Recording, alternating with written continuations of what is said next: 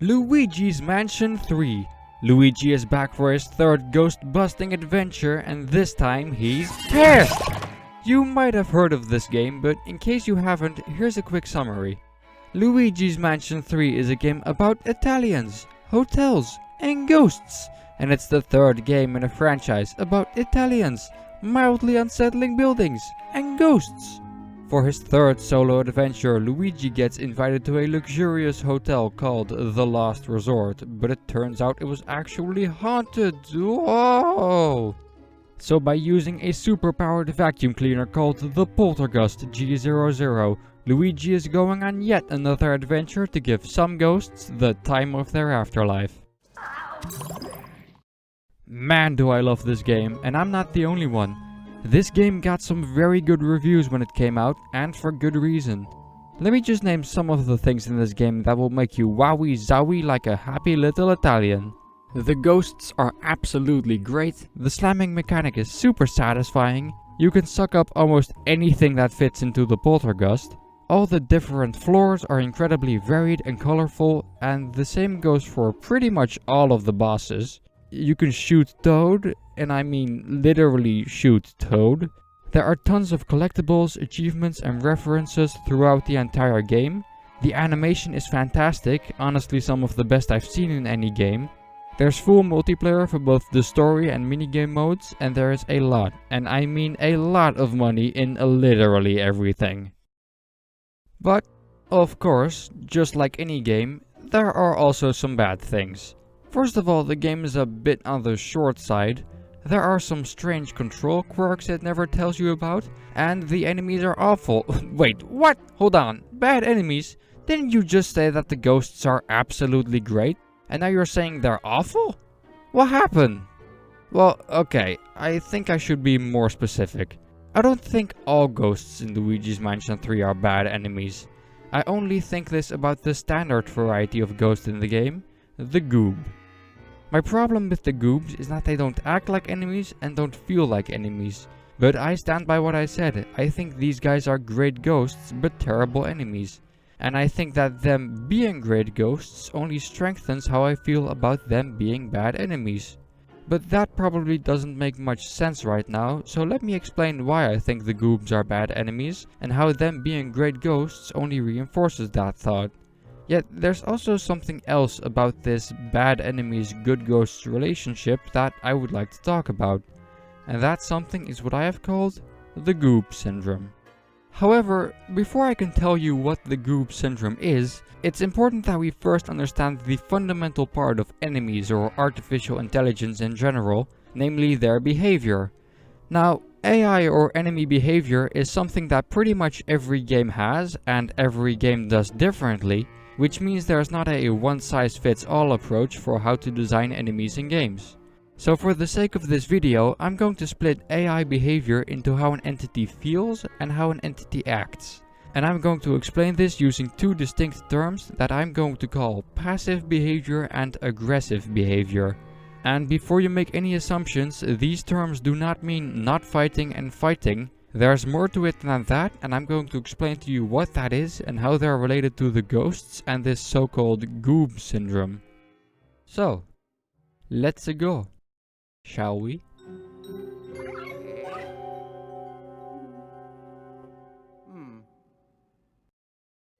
I'll start off by explaining what aggressive behavior is, because that's most likely what anyone would describe when thinking of enemy behavior, and because the structure of the video works better this way. Aggressive behavior is when an entity in a game has a task or goal that is related to and will change something about any possible entity or object in the game, and is actively trying to complete this goal. So yes, if an entity is fighting the player, that would indeed be aggressive behavior. Because the enemy, the entity in this case, would be trying to change something about the player, in this case their health, by engaging in combat. But aggressive behavior covers a lot more than just depleting the player's HP. In the Game Maker's Toolkit video, What Makes Good AI, Mark Brown makes a good point saying that good artificial intelligence reacts to the player and can interact with the game's systems, among other things. So if an AI is displaying aggressive behavior, it can focus on much more than just the player. And this can be any task that will change something about any entity or object in the game. And that doesn't mean that it has to change something about a different entity. If an entity is performing a task to change something about itself, that's still aggressive behavior. This means that any possible action an entity can perform is part of their aggressive behavior. As long as that action is connected to anything in the game, the action will be aggressive. Here are a few general examples of entities displaying aggressive behavior. Picking up a weapon is aggressive because it changes the entity's equipment and the weapon's location.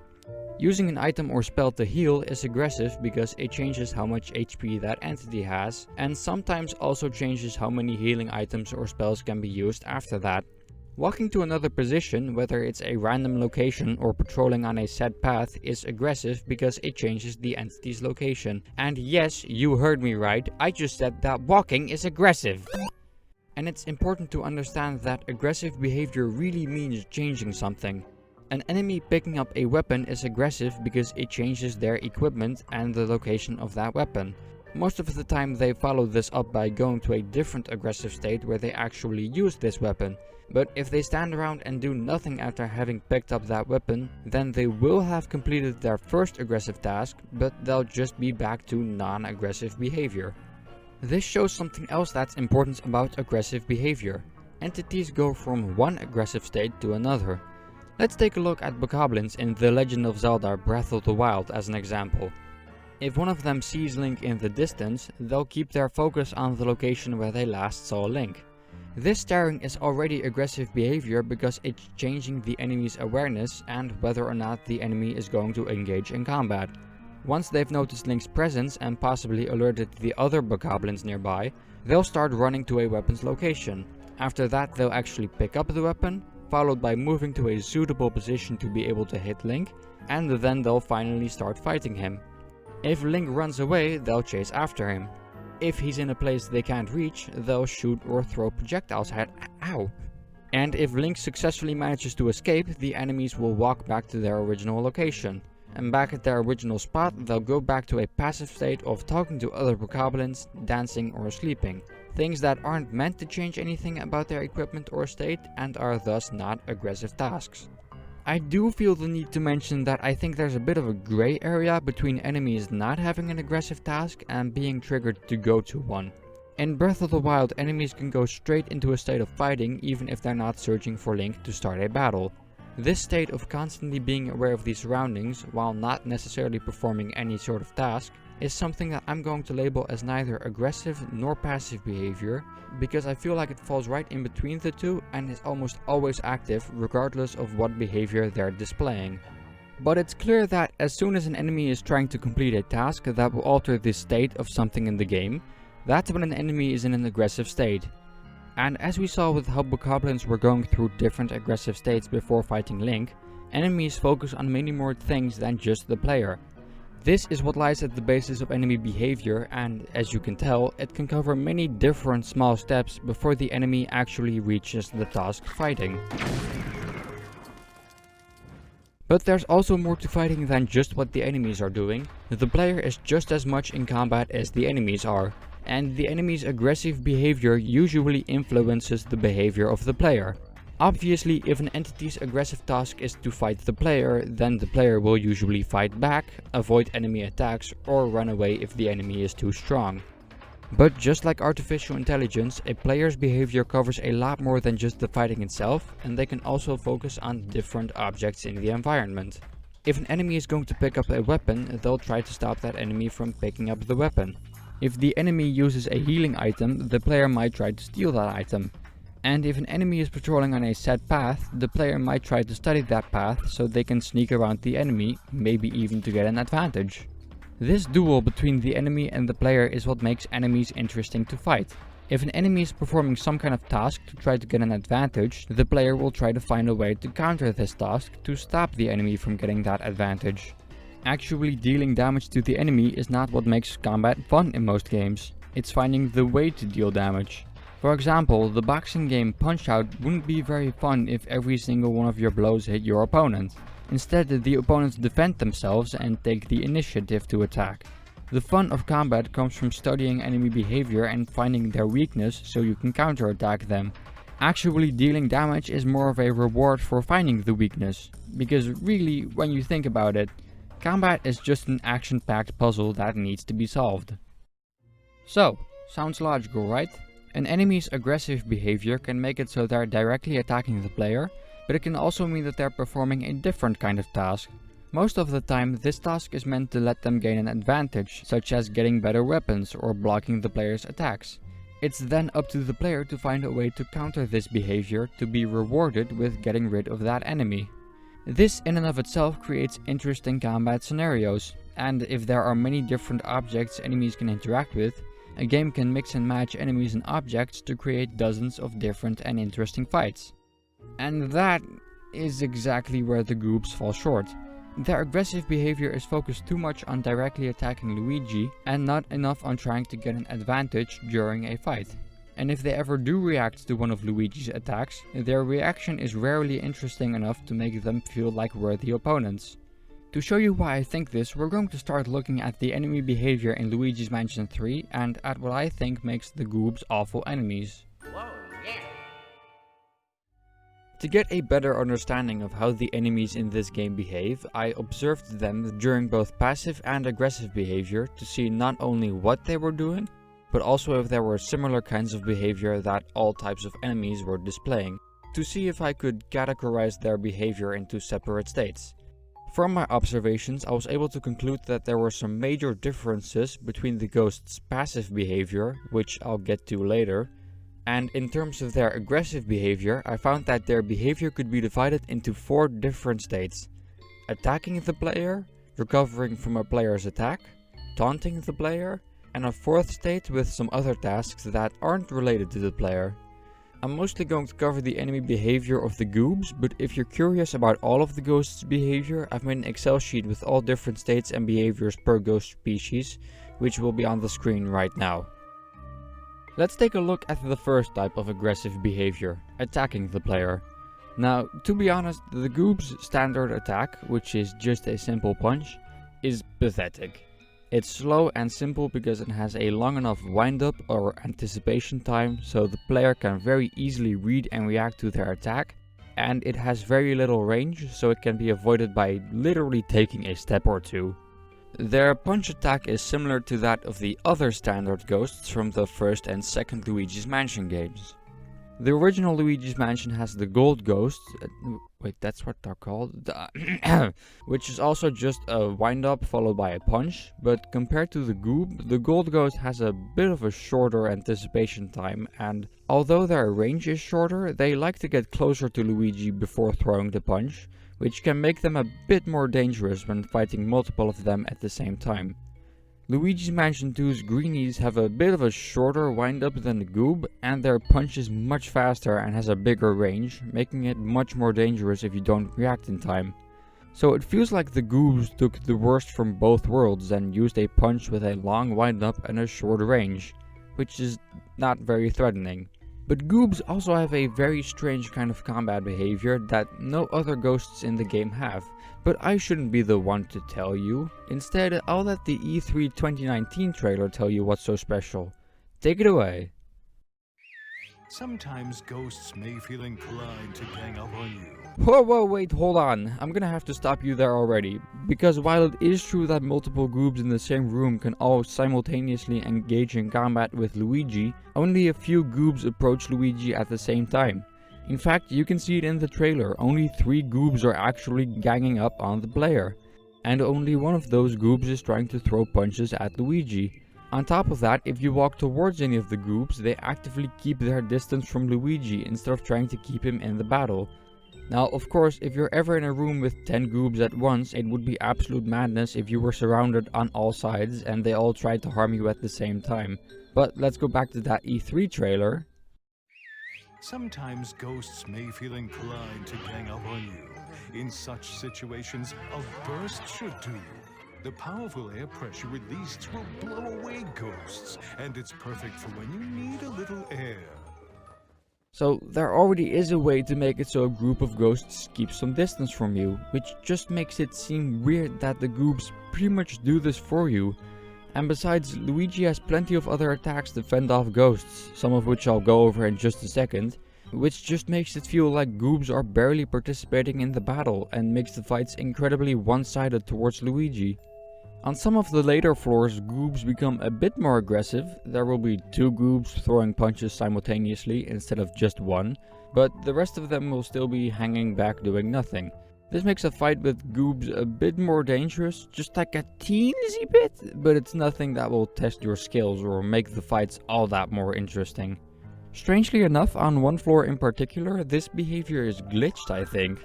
On that one floor, all Goobs in the fight will approach and attack Luigi simultaneously. None of them are hanging back, they're all attacking you at the same time. And let me tell you, holy crap, is this a lot more intimidating. It's also a lot more satisfying because you can catch 6 of them at the same time, but with all the Goobs chasing and attacking you, there's a lot more urgency in taking them out because the chance of you getting attacked is a lot higher this way. Sadly enough, this really is only just for that one floor, so it's not as if the Goobs have suddenly ascended or something. So aside from that one glitch, the Goobs feel like very non-threatening enemies. They barely put up a fight when they're supposed to attack the player, and an encounter with multiple Goobs doesn't feel any different from an encounter with 2 Goobs because the player's focus never gets shifted away from the few Goobs that are trying to put up a fight. So the aggressive attacking behavior is something that isn't very interesting when fighting any amount of Goobs. The Goobs that aren't attacking are still showing aggressive behavior, but they are in one of the other aggressive states, namely recovering, taunting, or sometimes they are in the 4th aggressive stage, which I'm going to call other, just because every enemy type has a few tasks that don't fall into any of the other categories, are specific to that type of enemy, and are not related to the player. Now, it might seem a bit weird, but I want to talk about the other category first, because the tasks the Goobs perform in this other category are often followed up by an attack, so these 2 states are very intertwined with each other. In the case of the Goobs, whenever they're not focusing on attacking, recovering or taunting, these guys like to pick up weapons or protective headwear during a fight, which is just like what I talked about when I explained what aggressive behavior is. Enemies interact with other objects to get an advantage during combat. In Luigi's Mansion 3, if there's ever a shield, book or suitcase in the room, a Goob will fly over to it to pick it up. This object will guard them from Luigi's stun, so you'll have to find another way to stun or disarm them. On top of that, books and suitcases can be used as projectiles to throw at Luigi. And yeah, that's looking like some interesting enemy behavior. An enemy focusing on something other than the player to get an advantage during combat adds a layer to the fight that will keep the player on their toes. The player can counter this behavior by, for example, stunning the Goobs, or by pulling the book out of their hands with a plunger, which is fairly simple to counter but can enhance the battle nonetheless. Other objects they can interact with are weapons such as swords, pool cues, feather dusters, and lobsters. Each weapon has its own specific wind-up and range, depending on the weapon. Goobs can also pick up cakes to throw at Luigi, which can definitely take you by surprise if you'll never see it coming. And they can put on protective equipment such as sunglasses, hats or lampshades to be protected from your stun. Though, as funny as it may be, hats and shades, the lampshades, these blind the Goobs, so they move randomly through the room instead of going straight for Luigi. And that's a bit of a bummer, because any threat that Goob might have been has now been completely thrown out the window. And sadly enough, this is about as much other behavior as the Goobs will perform. They don't focus on any other objects besides weapons and protection, but what other behavior they do have still allows for enough mixing and matching to make different battles feel unique if the developers put down those objects for Goobs to use. You know, if the developers did that. Let's move on to the 2 remaining aggressive states, starting with I hate this word. Words, stupid language. Let's move on to the 2 remaining aggressive states, starting with recovering. After the player has attacked the ghost will recover from the attack in certain ways, depending on what kind of attack has hit them. Now, like I said when talking about the Goobs ganging up on you, Luigi has plenty of attacks to fend off ghosts. But right now, I'm only going to cover the ones I think are the most important to why I think the Goobs don't act like enemies. These attacks are the stun, getting sucked into the poltergust, being near a ghost that's getting slammed on the ground, and actually getting hit by a slam. If you stun a goob, no matter how strong the stun is, they'll hang in the air for a few seconds, unable to do anything. This disarms the goobs entirely and allows you to immediately suck them into the poltergust with no other obstacles or hindrances to get in your way. This makes the goobs completely useless after the stun, but seeing as the stun is the first step to catching ghosts, it's not a bad thing that they get rendered completely immobile. The more important type of behavior is what happens after the stun. If the player doesn't try to suck up the ghosts while they're stunned, the ghost will simply fly to a different part of the room and make fun of Luigi before going invisible. However, it's not too difficult to just run after them and stun them again. Their sudden escape can possibly throw off the player for a second, but it isn't very interesting behavior otherwise. And it's definitely not going to penalize you in any way, except for making the fight longer, because you might have to wait for the ghost to become visible again. So it doesn't make the fight more exciting. But in case Luigi does start sucking up the stunned ghosts, which is, hold on, let me see here, always, the goobs will get sucked towards Luigi and don't have any chance of escaping. They can try to escape by uselessly swimming in the air, but their tail pretty much automatically gets stuck in the poltergust, making it so groups can almost never escape after being stunned. It's possible that other ghosts might try to attack you in the meantime, but this requires other ghosts to be in the room, of course.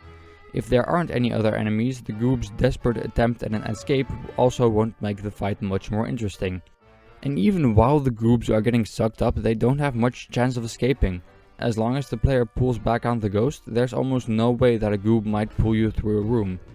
This makes it so Luigi is much more in control than he was in the original Luigi's Mansion, where ghosts could drag him across half the room and turn in any possible direction at a moment's notice. But the goobs, aside from some special versions here and there, will rarely drag you through a room and make you lose control. Other ghost types in the game have a bit more interesting ways of dealing with being stunned and sucked up. The big burly hammers can only be sucked up from behind, so if you want to catch them, you don't want to stun them with their back to a wall. This makes the fight a bit more interesting because it makes the player think about the position of the enemy, but in big open rooms it won't be much of a hindrance. The oozers actually try to escape while getting sucked up. They'll suddenly fly very far away from Luigi to escape a second later, and the slam meter will fill up instantly, so the player has to react fast and slam them to not lose hold of the ghost. But the best example of ghosts dealing with getting sucked up is the Slinker. These guys actually try to escape from Luigi. They'll fly away and even go straight through furniture to get you off their tail, so unless you catch up to them quickly, they might get away from you. Or another ghost might get the drop on you in the meantime. But aside from that, it's still not too difficult to catch any type of ghosts. But sometimes these guys do really try to get away from you. However, it's still a bummer that the goobs don't recover from getting stunned or sucked up in any interesting ways. The next type of recovery is reacting to a slam. When Luigi slams a ghost into the ground, the goobs that are near the area of the slam will react by getting surprised or by trying to defend themselves, which, guess what, doesn't actually defend them. Yeah, crazy, I know. This surprised or defending animation doesn't serve any sort of function except for freezing the goob in place for a good few seconds. But this animation does add a bit of personality to the goobs, which keep that in mind, because that's something that will come back a few times later in this video. Other ghosts have different reactions to being near a slam. Hammers don't react at all because they probably don't even understand what's happening, which is something I can only guess because they're generally portrayed as being not very smart. Slinkers have more interesting reactions because these guys understand that they have to get the hell out of dodge, making follow-up attacks difficult to set up. So yeah, the goob's reaction to almost getting slammed makes sense for the kind of personality these guys are supposed to have, but it doesn't make them more interesting enemies per se. The final type of recovering the ghosts can do is getting up after a slam attack. And at this point it might not be a surprise that goobs still only have an animation that does fit their personality, but doesn't do them any favors in terms of being interesting to fight. If a goob has been slammed into the ground or has been hit by a slammed ghost, they'll lie there until they pull themselves up very slowly. If you start sucking with the Poltergust, they don't try to escape until after their very slow animation has finished. And if you don't do anything, their very slow animation might be followed up by another animation where they kind of stretch their arms back into place.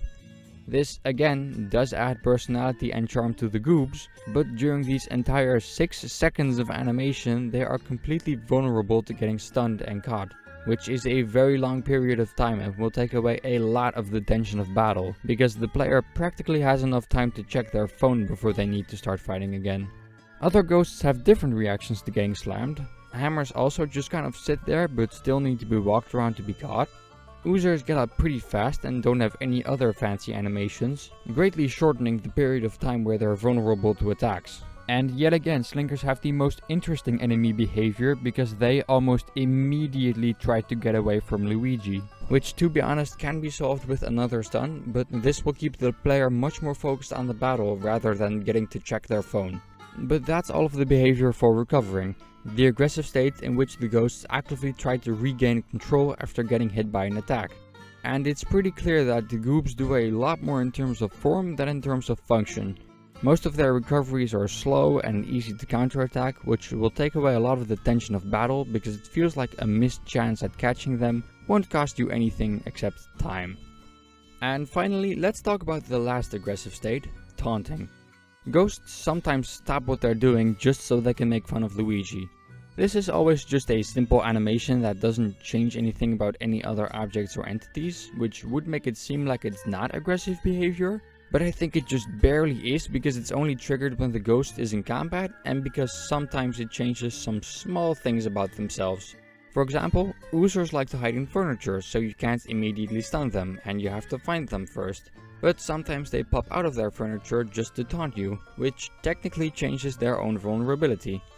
Now, Goobs like to taunt a lot, but mostly whenever they're not attacking. Remember how a lot of them like to hang back while 2 or 3 Goobs are attacking Luigi? Well, the Goobs in the back aren't doing nothing, they're usually taunting. Yet unlike the oozers, the Goobs don't change anything significant by taunting. They're still just as vulnerable to your attacks, and they're certainly not going to affect anything else with their taunt. But even though the Goobs' taunts don't really change anything and therefore don't seem very relevant, I would like to take some time to list a few taunts because I really like these guys' taunts. Whenever a Goob is watching a fight, they like to applaud or boo the ghosts that are fighting. They try to act tough by putting up their fists, or they try to act scary by doing one of those stereotype ghost scares. And my personal favorite, they sometimes roll up their non-existent sleeves, as if it's time for the big boys to handle the situation. But that's weird, right? No, not the sleeves part, but the fact that I like the Goobs and their behavior. These guys are shown to be Luigi's enemies right up until the end of the game, so why does part of their aggressive behavior make me like them, instead of making me dislike them? Shouldn't enemies be dislikable to make them feel like enemies? To give the player another incentive to defeat these enemies, aside from getting to play more of the game? The Slinkers don't have this problem. Those enemies are shown to be much more creepy and dislikable, even in their taunts. So it's strange that Goobs are so much more peaceful and charming, yet are still labeled as enemies. Now, as you can tell, even though taunting is an aggressive task, because it's targeted towards and requires the player to happen, it still very much shapes the personality of the ghost. So, hey, a segue! This makes the taunts very comparable to passive behavior. What's that, you ask? Why is it comparable to passive behavior? And what the heck even is passive behavior? And why do I keep saying passive behavior before I have even explained what it is, like some kind of dork? Well, even though I feel very slightly offended by your last question, this does seem to be the right time to move on to passive behavior. But before we do that, let's recap the Goobs' aggressive behavior real quick, so we have a clear vision of why I think they are awful enemies. Their attacking behavior is way too non-threatening for an enemy thanks to slow and easy to avoid attacks. They do focus on some other objects to try to get an advantage, but because they don't utilize or don't get to utilize many different objects, this doesn't shake up the battles very much. Their recoveries from the player's attacks are also too slow and not very interesting, so they don't add any tension or threat to a battle. And their taunts give them a personality that makes them seem much more friendly than how an enemy should feel. So, Now that we've gone over what aggressive behavior is and how it's been implemented in Luigi's Mansion 3, let's take a look at what passive behavior is and how it's been done in this game. And believe me, with every step we take, we are getting ever closer to that elusive Goop syndrome. So, aggressive behavior is whenever an entity is in a state where they have a task or goal that's linked to and will change something in the game. But would it be fair to assume that passive behavior is the opposite of aggressive behavior? Yeah, yeah it is. There's not going to be a yes, but also that's going to make me have to write another 7 pages of script. No, it's just the opposite of aggressive behavior. Passive behavior is what an entity is doing whenever it does not have a goal or task that's linked to something in the game, and thus is not trying to complete or change anything. So just like how aggressive behavior doesn't mean fighting, passive behavior doesn't mean not fighting.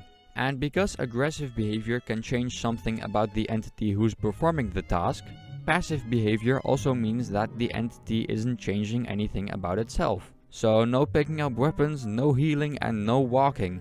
Nothing gets changed during passive behavior. Now, you might be thinking that passive behavior is the same as being idle because an entity is just standing around and doing nothing. Well, yes, but also... damn it, I did it anyway. Well, this time there won't be 7 more pages of script, I promise. Anyways, yes, passive behavior can be compared to being idle because idle entities aren't actively working on any kind of task that needs to be completed. But being idle doesn't mean that the entity is literally doing nothing, just standing there, staring forward, completely lifeless. Instead, developers give a bit of life to these entities by giving them some animations. And you've probably heard of idle animations. These animations are only played if an entity is not doing anything and are meant to give some personality to the entity. And the personality an entity is given as a result of their idle animation very much forms how that entity feels to the player. Just like how the tasks an entity does for their aggressive behavior forms the perception of how that entity acts. Smash Bros has a lot of great examples of how personality is portrayed through idle animations. Here's just a few. Mario has a very active and confident idle animation, as if he's ready to face anything that will be thrown at him, which fits him well considering how many adventures he's been on throughout the years.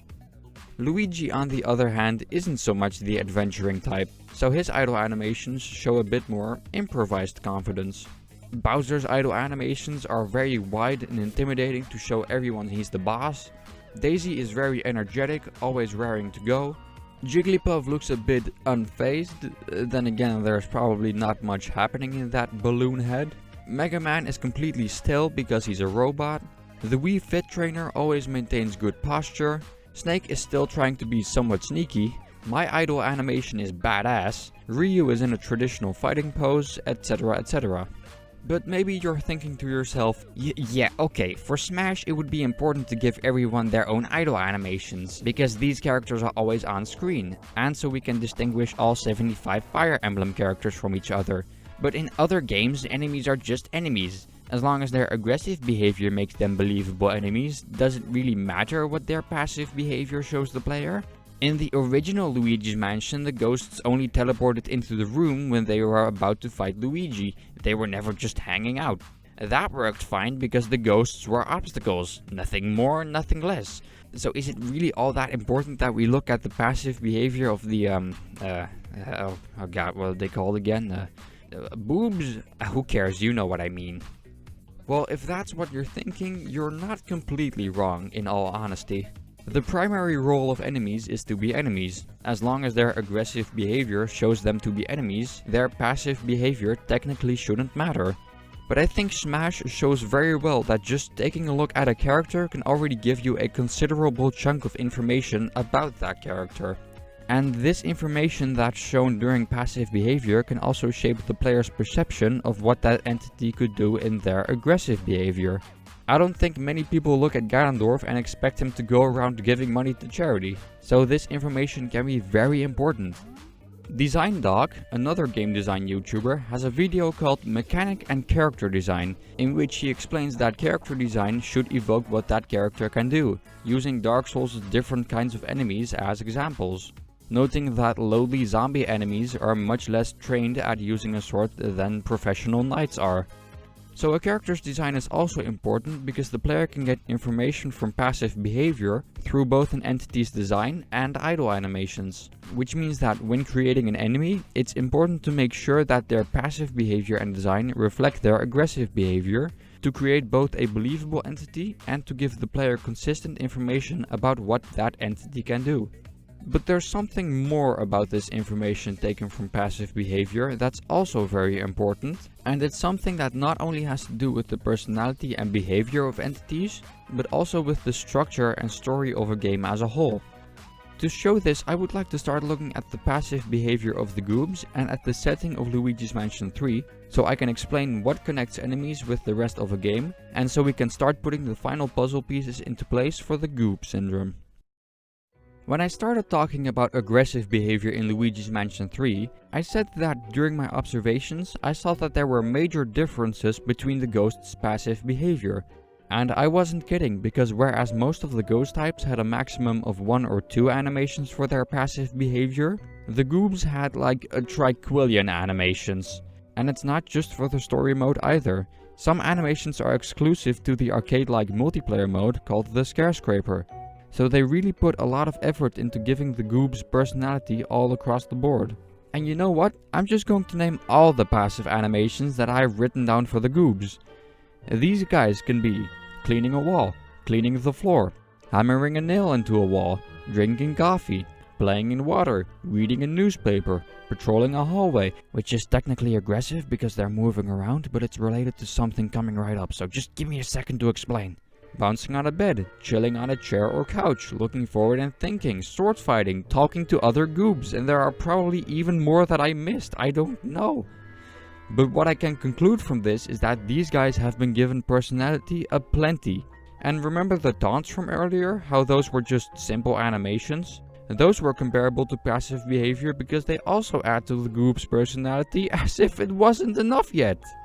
But on top of just adding personality to the ghosts, these animations explain something about this game on a larger scale, and it has to do with how entities are connected to a game's setting and story as a whole.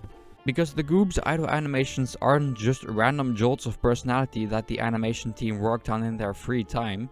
No, these animations explain why the ghosts are in the hotel and what their function is. They are employees and guests in the hotel. Cleaning the floor, dusting off a wall, inspecting a broken window, patrolling the halls at night. These are all things that the staff of the hotel would be doing, which is further emphasized by the fact that some of the goobs wear uniforms and appear during some cutscenes, getting orders from the hotel's manager. And what about the ones that are just hanging out or reading a newspaper? Guests, just enjoying their time. The goobs sword fighting on the castle floor could be actors, acting out a medieval battle. Or they might be guests who are having a bit too much fun with the props, because this floor is technically just a giant theme park, complete with an arena where an audience can watch knights battling each other. And sometimes, if you go to the main lobby, you can find a goob behind the reception desk welcoming some goobs on the other side of the desk, so an employee welcoming some guests. So if you actually take the time to observe the goobs and think about what they're doing in the hotel, it really seems like these guys belong here and don't have a reason for getting trapped in a vacuum cleaner. Of course, explaining the setting and story of a game and clarifying everybody's role in the world is something that could easily be done through cutscenes and dialogue. But the goobs never talk. All the information you get about these guys is done through their body language. And this shows that idle animations during regular gameplay can also be an incredibly powerful tool to explain the game's story, or maybe even to add a bit more to the story. Remember that design doc video I mentioned a minute ago, about how character design can evoke what that character can do? Well, in that same video he explains that characters can also add narrative depth to a game through their design and the way they act.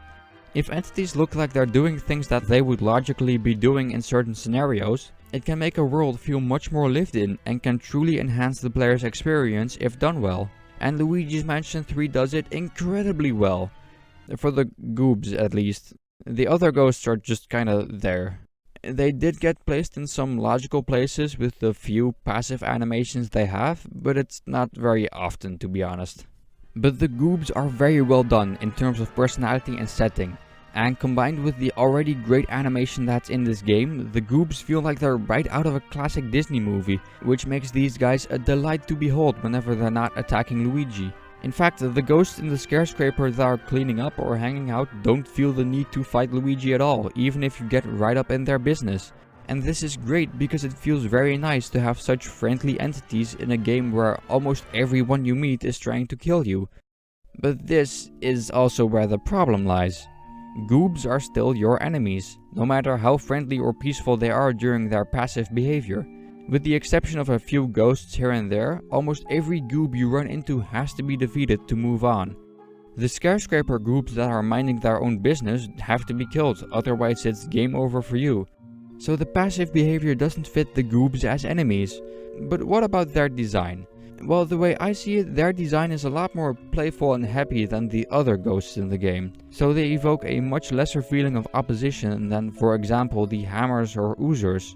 Which means that the character design of the goobs doesn't add to their label of being enemies either.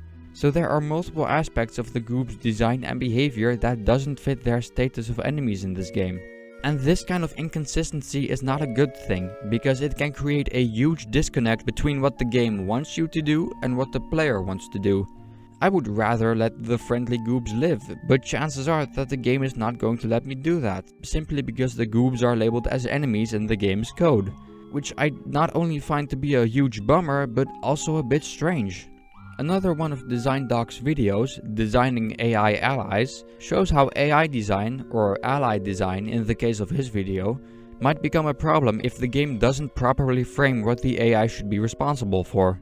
With the result being that if AI expectation and AI execution are disconnected, it will just become confusing for the player. That is how I felt when playing Luigi's Mansion 3. I often ran into goobs that I didn't see as enemies, yet the game wanted them to be enemies just so I had an obstacle to overcome. But that was also a problem because the goobs were never really an obstacle, since they pose no threat during battle. And that's why I think the goobs are awful enemies. They were made to seem very likable, but were still given the status of enemy with some very simple combat behavior as an excuse. Good enemies should not only pose a threat to the player, but should also have a reason to be fought or disliked.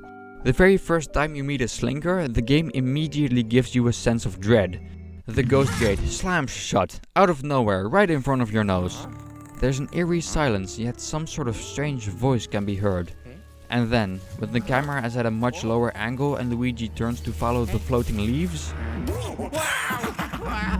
and he immediately disappears.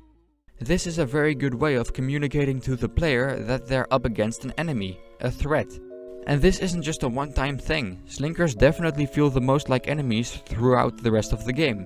Their idle animations and taunts are somewhat creepy, and they keep this creepy behavior during most cutscenes they're in. And they even try to send Toad to the Shadow Realm. Actually, you know what? I'm okay with this. Meanwhile, the first time you see a goob, one of them just chases after your Polterpup with a big ol' smile on his face. Like, come on, he's not even potty trained yet. What a loser. But I hope it's clear that the goobs are lacking in terms of enemy design and behavior. Not only do their design and passive behavior seem too friendly for an enemy, their aggressive behavior is also unbefitting for an enemy, since their attacks are barely dangerous to the player and because they don't create many interesting combat scenarios thanks to the very small amount of objects they can use during battle.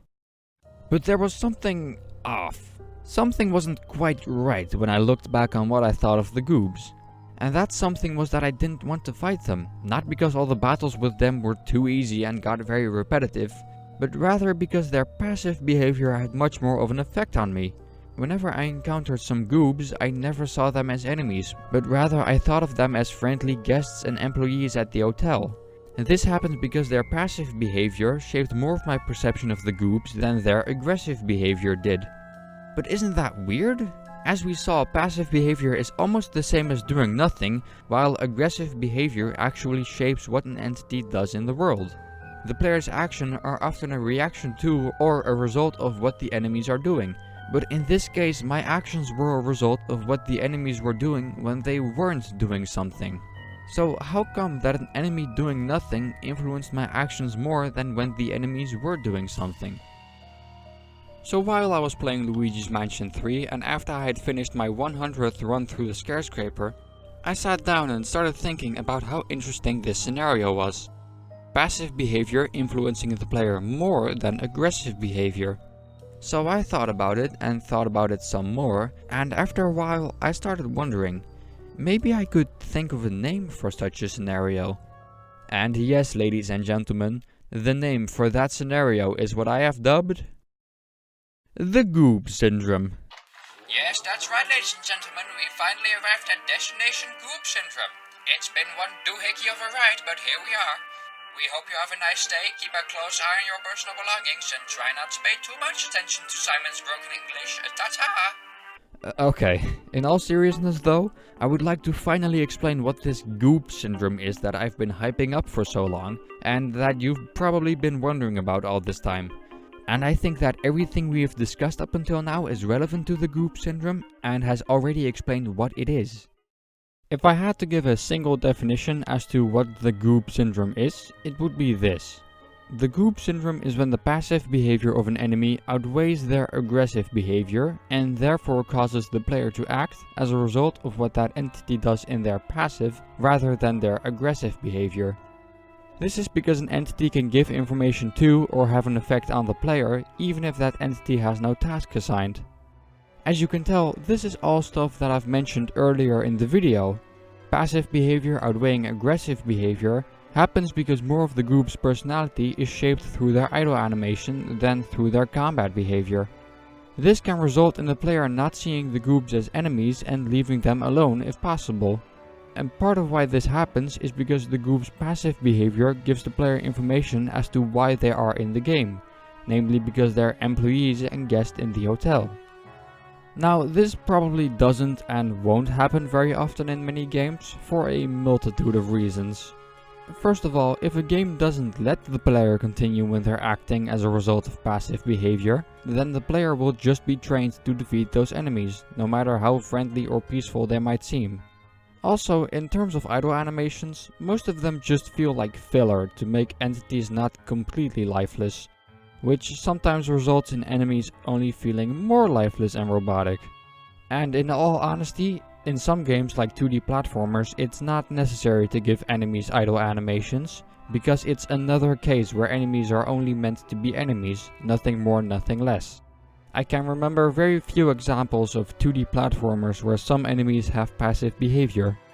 And lastly, part of why the Goob's passive behavior outweighs their aggressive behavior is because their aggressive behavior sets the bar pretty low already, making it so their aggressive behavior probably would have already been outweighed by their passive behavior with like 50% less idle animations.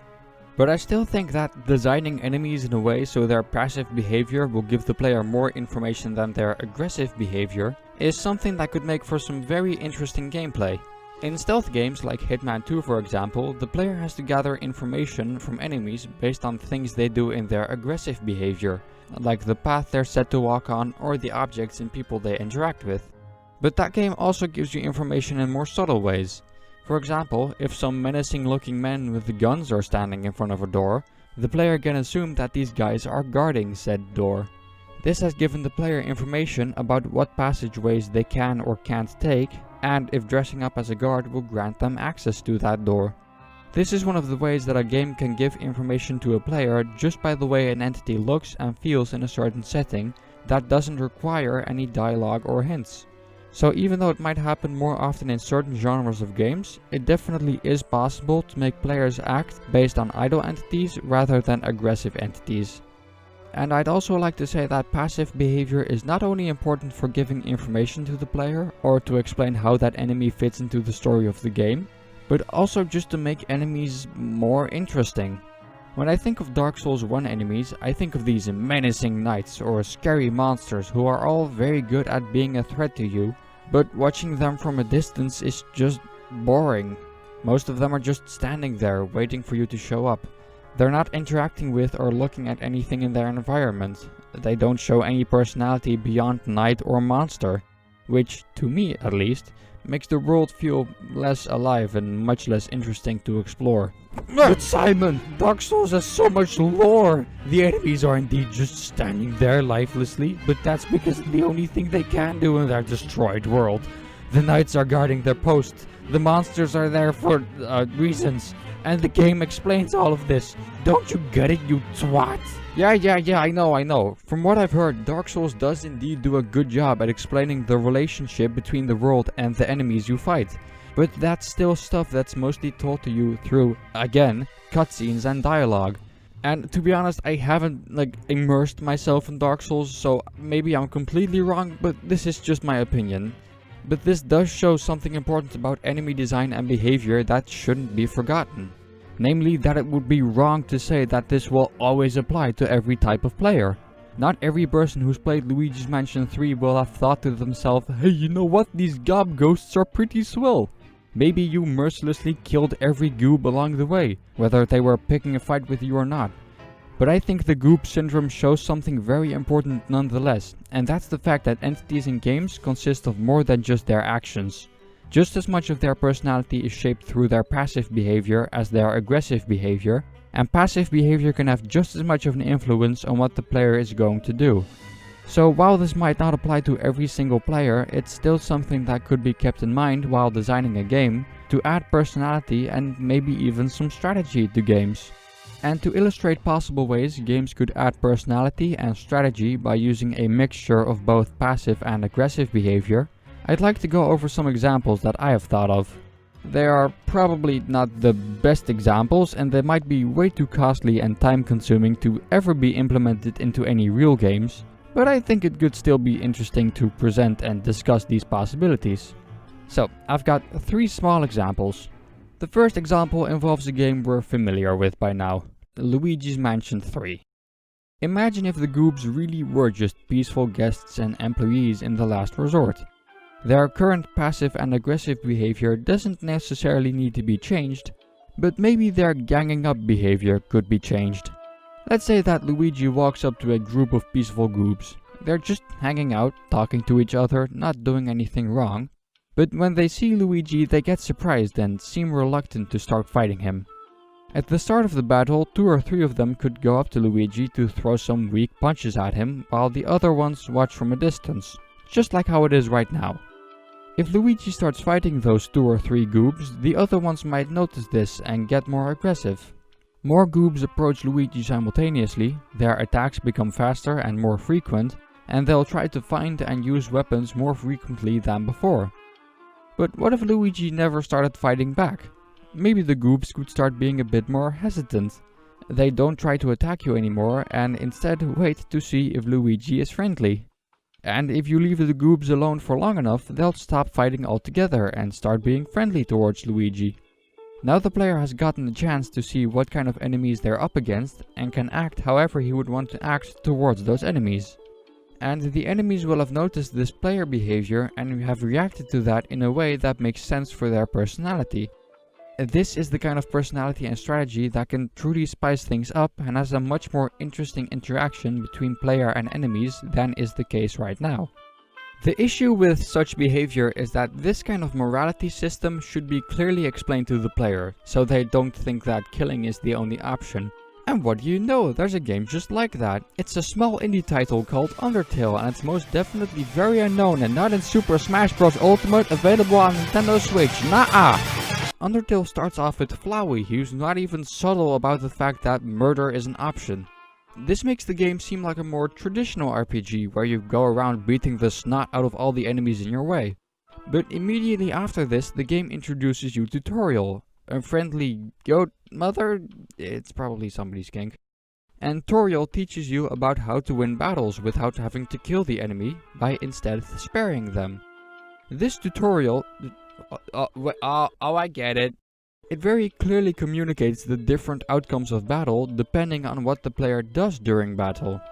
I do have a bit of a problem with Undertale though, but more with its reputation rather than the game. And I'll admit that this really is just my own view of the game and is not anyone's fault in the slightest. But I feel like the game is known for an all or nothing approach. You either do the pacifist run and kill absolutely no one, or you kill everyone in your way just because the game is known for this run and the incredibly easy boss fight at the end. I very rarely see or hear about anyone doing a normal run just for fun. And I feel like the player gets encouraged to do the pacifist run more and more the further they play through the game. Which does make sense. The setting of the game is an underground world where monsters get sent to by humans. And you learn that these quote-unquote monsters are actually quite friendly. So yes, if you take into account the story of the game, it's logical to go all in on the pacifist run, because technically none of these guys have done anything to deserve getting killed. But that brings me to my second example. What if there were dudes who did deserve getting killed? What if there were certain monsters roaming the underground world who are just absolute jerks? And what if the game actually rewarded you for defeating these jerk monsters while still letting the innocent monsters live? This would add a layer of depth that could keep the player on their toes at all time if they don't want to get punished for letting a bad guy live or accidentally killing a good guy. Now, of course, just giving the good guys and bad guys different designs and sprites would be the easiest way of distinguishing which enemies should and shouldn't be killed. But this distinction between good guy enemies and bad guy enemies could also be done through, you guessed it, their behavior. In the case of Undertale, the enemy's aggressive behavior are their attacks, and their passive behavior would be their little text bubbles and reactions to you interacting with them. Now, let's say that good guy enemies are more hesitant to fight you. Their attacks are a bit sloppy and not targeted towards you, and whenever you act nice to these good guys, their reactions are often happy or relieved. On the other side of the spectrum would be the bad guy enemies, and they'll act a lot more like enemies. Their attacks are very much trying to hit you, and their reactions to you trying to be nice are very uninterested or mean. So behavior could also be used to distinguish the good guys from the bad guys. And I feel like this would really spice up the spare or kill gameplay that Undertale is known for. Making the player pay attention to what the enemies are doing and saying to try and pick out the enemies who deserve getting killed could make a game like this so much more involved and special. And heck, do you remember how I said that the distinction between good guys and bad guys could also be done through their design? Well, what if there were monsters with very distinctive bad guy looking sprites, but some of these guys were still good guys? Or maybe even the other way around. This is when you'd really have to pay attention to their behavior to see if they should be killed, and it's an idea that actually really excites me the more I think about it. The most important thing would still be the communication aspect, telling the player that there are good guys and bad guys, and that making the right decisions will reward you. But it's an idea that could make for a very interesting and memorable game. For my third example, I would like to take a look at stealth games again.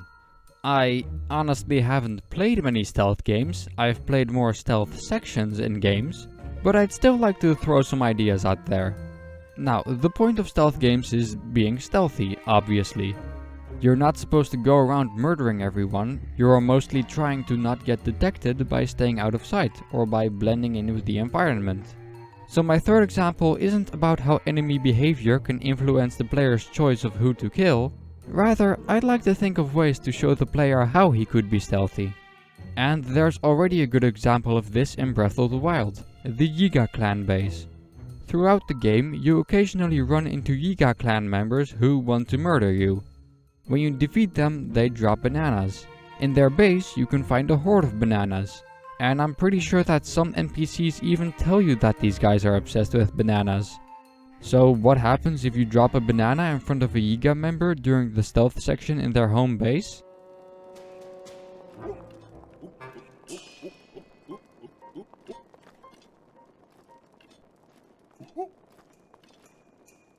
This is a very nice way of making the player think differently about stealth by utilizing information that has been gathered throughout the rest of the game. And hey, it's one of those things that makes enemies interesting to defeat by having them interact with more objects and entities than just the player. But this behavior is still mostly told to you. Finding out that these guys are obsessed with bananas is definitely information about the Yiga, but it's not information you get from the Yiga. Studying their passive or aggressive behavior won't tell you that these guys like bananas, so the game tells you through other means. But what ways are there for the game to give you this information through behavior? Well, what if they were always carrying around a bunch of bananas on their belt? or eating a banana from time to time. Or they could sometimes look up at their banana hoard, which could make the player curious as to what's up there. This way the player gets information from behavior instead of having it be written out in text. So linking one type of enemy to one type of item is a way of giving the player information about possible ways to be more stealthy during stealth sections. And it's something that can be very understandable and easy to influence for the player. For example, in Dragon Quest XI there's a guard guarding a gate. And you see that this guard has 3 weaknesses. He is in love with the town's dancer, he is afraid of dogs, and he won't say no to a bribe. This gives the player information that there are 3 options for trying to get through that gate. Forging a love letter from the dancer, scaring him away by borrowing the dog, or straight up paying him with your own money. Now in Dragon Quest this is very cut and dried because it's a JRPG and you only see this happen through cutscenes and dialogue. But it's a basis for something that could be used for stealth games, because it's easy to understand and influenceable by the player. Stealth games could make this a lot more interesting by letting the player freely interact with different kinds of items and by making it so different solutions have different outcomes, instead of making it so there's only one result regardless of which option you picked. And if enemies can also freely interact with many different items, there can be a whole lot of variety to spice things up every time you play the game. So there are lots of ways that games can add strategy and personality to interactions with entities. It's not only about how enemies act while they've got a task assigned, their role and the way they feel in the world can contain just as much information to influence the player's action.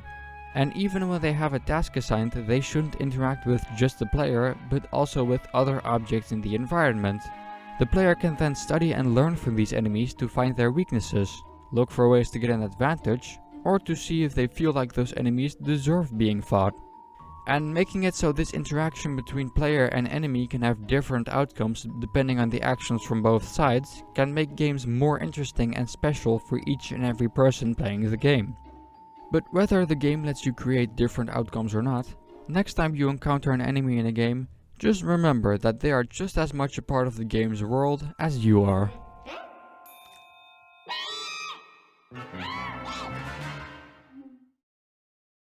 Alright, before I get to the outro, I would just like to make a few side notes about Luigi's Mansion 3 that put into context why the goobs are bad enemies. And I would like to blurt out some other thoughts I have about this game. So, first of all, while I do stand by everything I have said about the goobs being bad enemies, thanks to their aggressive and passive behavior, there's another reason why they're so unbelievably easy to defeat. And that reason is Luigi. He is an absolute powerhouse of mechanics in this game. Here's a list of all of Luigi's moves. You can suck things into the poltergust, blow things away from the poltergust, stun with the flashlight, shoot a plunger, burst out a wave of air, use the dark light, slam enemies or objects, and even summon a clone of Luigi called Gooigi for double the firepower. Now that's a lot of moves, and almost all of these moves can be used in multiple ways that often let you counter any possible advantages that ghosts can have during a fight. Sucking things up is your primary method of damaging ghosts, but it can also steal any protective equipment a ghost might be wearing. A burst can blow away ghosts to create some distance, but it can also disarm certain ghosts and take away protective equipment for a few seconds. The plunger can also take away any possible protection a ghost could be carrying, and it can stop and confuse some ghosts if you shoot it onto their face. And the slam is used to swing certain objects into the ground or damage the ghosts you're currently catching, but hitting other ghosts with the slam will also damage and stun them, as we've seen before.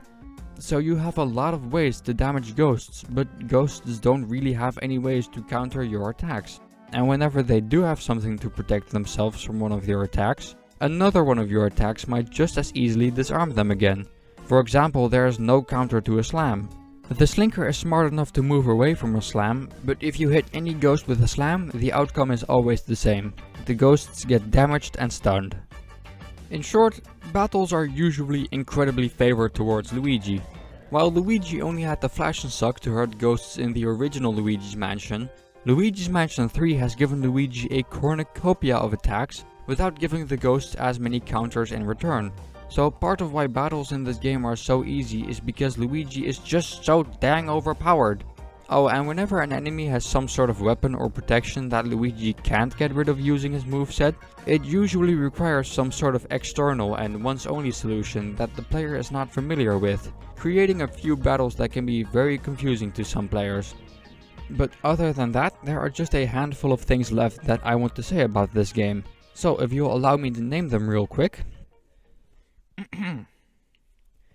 This game makes you fight way too many goobs, which makes me sad because I just explained why. This game is way too generous with all the health recovery hearts. Why does one of the last bosses only have 60 HP? The highest rank you can get is at 70,000 G, but it's not that difficult to get 100,000 G, so why is there no higher S rank or something? There's only a few truly challenging gauntlets on some of the floors, but they only show up once you've done everything there's to do on that floor, so what's even the point? It's already super easy to kill a ghost with the normal poltergust, yet near the end of the game they give you a power up which makes it even easier? God, some of the bosses in this game are so good. There are tiny versions of goobs and hammers, but why not of oozers and slinkers? And why is there an achievement for killing Morty? Whoa. Whew. Hey, hi, welcome to the end, the actual end of the video. Thanks for watching this whole thing, or if you skip through the video, thanks too, I guess. No, but seriously, thanks so much for watching. This is the first game design essay analysis video thing I've ever made, and honestly, I wasn't sure if and how I would be able to do this, but here we are, so I'm assuming I did something right. And if I didn't do something right, the internet is a free place, so feel free to correct me if I said something stupid, or if I accidentally copied something or someone who had already done something like this before. I am honestly not sure. I did a bit of research beforehand, but I mostly tried to make this my own project, to share my own feelings about this game, and to prepare for the game design study that I'm currently like right smack in the middle of, so that's exciting. But you know, even though this was my project, I did get help from some people, so I would like to use this moment to thank them, because they did help me out with some things that I couldn't have done or thought of on my own. And I will link all the people I'm going to mention right now in the description, so you can find some of their work. First of all, I would like to thank Nintendo and Next Level Games for making Luigi's Mansion 3, because without them, this video would have never been made. What? It's true. I would like to thank Barry Kramer from Barry is Streaming on Twitch for giving me some good advice on some small yet important stuff for making a video like this, and for letting me use some of his footage from his streams, since I can't record a lot of games. I'd also like to thank Barry and his own game design series, How About This Game, for being an inspiration for making my own video like this. I would like to thank Aaron Hansen, also known as Egoraptor or Grump. He didn't help me directly, but he did explain the importance of voice acting in one of his videos. I tried to do better voice acting, like based on what he said, but with varying results. Let's just keep it at that. And his game design series Sequelitis was another inspiration for making this video. And you know what, while I'm at it, I would also like to thank Mark Brown's Game Maker's Toolkit and DesignDoc for also being inspirations for making game design videos. And yeah, if you can't tell, I watch game design videos, believe it or not. And these guys, like I just mentioned, they make some good game design videos, yeah. I'd like to thank Chugga Conroy for letting me use his footage from Luigi's Mansion 1 and 2, or Dark Moon. And because again, I couldn't record footage of these games on my own, so I'm very thankful that he let me use his footage. And besides, he's very good at covering everything a game has to offer, so if you ever want a complete guide to a lot of Nintendo games, while also having something entertaining to watch, I definitely recommend Chugga Conroy's videos. That's 2 G's and 2 A's. That I just noticed that I typed it incorrectly. Great, thanks. I want to thank one of my real life friends who goes by the nickname Achi, A-C-H-I, for making the gamer character that I used at some points in the video. He makes some pretty good art and he's a pretty cool dude, so go appreciate him, gosh dang it. I want to thank DJ Daisy Beats for letting me use his microphone so I could record my dumb voice with something more professional than my crappy laptop microphone. I'd also like to thank some other friends of mine for helping me record some of the multiplayer footage in this video and for being supportive while I made this video. I really appreciate that all my friends like got excited alongside me and encouraged me during the making of this video. And finally, I'd like to thank somebody very special. You! Thanks for watching this video. I'm glad you cared enough to sit this one out until the very end. And it's also praiseworthy that you were able to deal with my vegan, flip-floppy pronunciation of the English language. So like good for you. Anyway, I'm planning on making more videos in the future, but I can't promise anything since school has started and it's pretty dang a lot, alright? And this video took a lot longer to make than I originally thought, but I think it's gonna turn out fine. Like, I still need to edit this last part, but you know, it's going good so far. But I'm gonna end the video for realsies now because I'm gonna get some like well-deserved rest. And like I recorded this entire video inside of a closet and it's stupid and I never want to do it again and my leg hurts and it's just, maybe we'll meet again in a future video, but until that day, have fun, stay safe and stay just as beautiful as you are right now. Like, you're just like so beautiful, like just like have you seen yourself? It's like chef's kiss, like yeah, just like absolutely everyone loves you. Like, you know that, right? Like, don't think that someone doesn't, because they do. They just they don't know how to say it because you're just so dang beautiful. All right, bye.